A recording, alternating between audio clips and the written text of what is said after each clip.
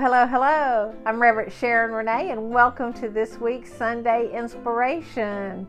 And it's the month of October, that new season. And let's talk about when you live in a haunted house. But I'm not talking about physically living in a haunted house.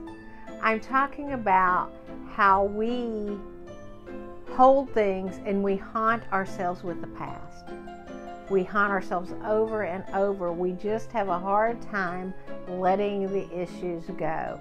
We have a hard time releasing the energies connected to that. We have a hard time forgiving, and we just play that story over and over again.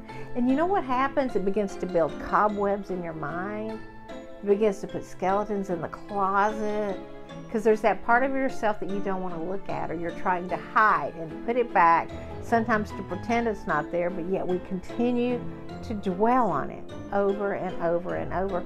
And this comes to life in our life. We are haunted in our present by our past because we are not willing to let it go, because it's my story, it's my haunted house, and we want to hold on to that. But what if we let go of those stories? What if we were willing to move forward? What if we're willing to clear the cobwebs, to do the cleansing and the cleaning that needs to be done? So it's cleansing your energy. And I'm not talking about going around your house with sage, although if it makes you feel better, please do so. But it's clearing your mind. It's realizing that you are a wonderful divine being that has this power to move forward in your life. To let go of, I'm going to call it the hazards from the past, because they are hazards, because they're keeping you from moving forward. And again, they're haunting you. And it's kind of like when you go to move forward and you go to even practice forgiveness, right? And you've been there. I know you have, because if I've been there, you've been there. All right.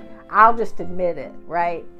But it's like when we go to work on forgiving someone, then we get caught up in that whole story and how we should have done it differently. Well, we should have just told them off, or we should have just shared what we needed to share. They needed to handle themselves different. These are all things that are haunting us, and we hold it. And when we start replaying that over and over, obviously we're not forgiving. We're not moving forward. But it's going into our whole being, and we're absorbing that as a truth when it's not.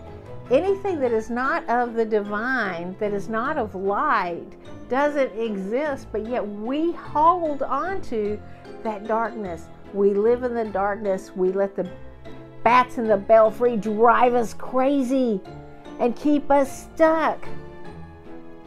Now, haunted houses can be pretty cool if you want to go, when you want to investigate, because why are you investigating? You're trying to see if life exists after death. Right? That's why people investigate. They're trying to find the science behind it. They're trying to find where that consciousness goes, that energy. But here we are, haunting our own selves with the past, not living life. We're living in the death. We're living in the past. We're not living in the present. So let's step out of the haunted house. Let's clear the bats in the belfry. Let's get rid of the skeletons in the closet, to live our best life and to have fun with it, and to know that you can navigate a course out of the haunted house and make it to the light of day. So enjoy the journey in your life. Enjoy reaching towards the light, moving towards the light, and letting the past go so it no longer haunts you. Have a beautiful day. And namaste.